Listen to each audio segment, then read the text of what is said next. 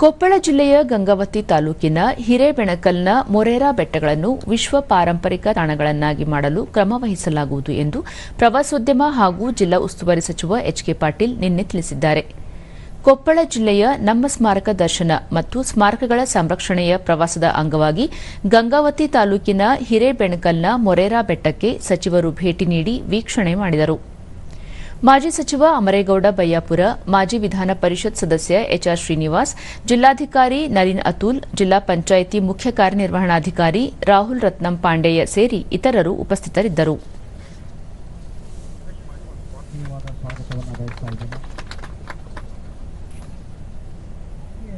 ಬಳಿಕ ಸಚಿವ ಎಚ್.ಕೆ. ಪಾಟೀಲ್, ಹಿರೇಬೆಣಕಲ್ ಮೊರೇರಾ ಬೆಟ್ಟಗಳ ಪ್ರದೇಶ ದೇಶದಲ್ಲಿಯೇ ಐತಿಹಾಸಿಕ ಸ್ಥಳವಾಗಿದ್ದು, ಮೇಘಾಲಯ ಹೊರತುಪಡಿಸಿದರೆ ಕೊಪ್ಪಳ ಜಿಲ್ಲೆಯಲ್ಲಿ ಮಾತ್ರ ಇಂತಹ ಸ್ಥಳವಿದೆ. ಇವು ಆದಿಮಾನವರು ವಾಸವಾಗಿದ್ದ ಸ್ಥಳಗಳಾಗಿವೆ. ಇವನ್ನು ವಿಶ್ವ ಪಾರಂಪರಿಕ ತಾಣವಾಗಿಸಲು ಹಾಗೂ ಆಕರ್ಷಕ ಪ್ರವಾಸಿ ತಾಣವಾಗಿ ಅಭಿವೃದ್ಧಿಪಡಿಸಲು ಕ್ರಮ ಕೈಗೊಳ್ಳಲಾಗುವುದು ಎಂದು ತಿಳಿಸಿದರು.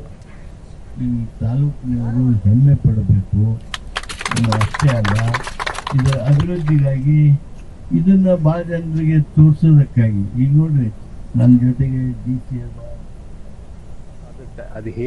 ಇಂಟೆಕ್ ಸಂಸ್ಥೆಯ ಕೋ ಕನ್ವೀನರ್ ರವೀಂದ್ರ, ಹಿರೇಬೆಣಕಲ್ ಮೊರೇರಾ ಬೆಟ್ಟ ಪ್ರದೇಶವನ್ನು ವಿಶ್ವ ಪಾರಂಪರಿಕ ಪಟ್ಟಿಗೆ ಸೇರಿಸಲು ಸರ್ಕಾರ ಸಿದ್ದತೆ ನಡೆಸಿದೆ. ಇದಕ್ಕೆ ಪೂರಕ ಮಾಹಿತಿ ಒದಗಿಸುವ ಕೆಲಸ ಮಾಡಲಾಗುತ್ತಿದೆ ಎಂದು ತಿಳಿಸಿದರು.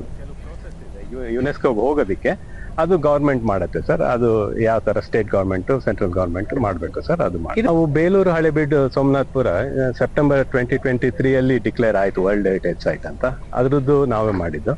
ಆಮೇಲೆ ಲಕ್ಕುಂಡಿನ ಟೆಂಟೇಟಿವ್ ಲಿಸ್ಟಿಗೆ ಹಾಕಬೇಕು ಅಂತ ಗವರ್ಮೆಂಟ್ ಅವರು ಡಿಸೈಡ್ ಮಾಡಿದ್ರು.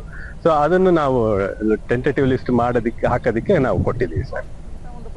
ಸ್ಥಳೀಯ ನಿವಾಸಿ ಚಂದ್ರಶೇಖರ್, ದೇಶ ವಿದೇಶಗಳಿಂದ ಸಾವಿರಾರು ಪ್ರವಾಸಿಗರು ಆಗಮಿಸುತ್ತಾರೆ.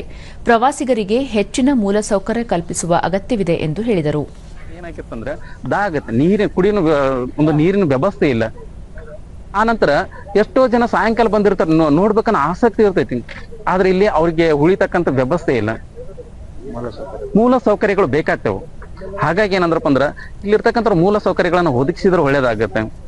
ಅದರ ಜೊತೆಗೆ ಏನಂದ್ರಪ್ಪ ಅಂದ್ರೆ ಪಠ್ಯ ಪುಸ್ತಕಗಳಲ್ಲಿ ಇದ್ರ ಇನ್ನೂ ಹೆಚ್ಚಿನ ಮಾಹಿತಿಗಳನ್ನ ಸೇರಿಸ್ತಾ ಹೋಗ್ಬೇಕು.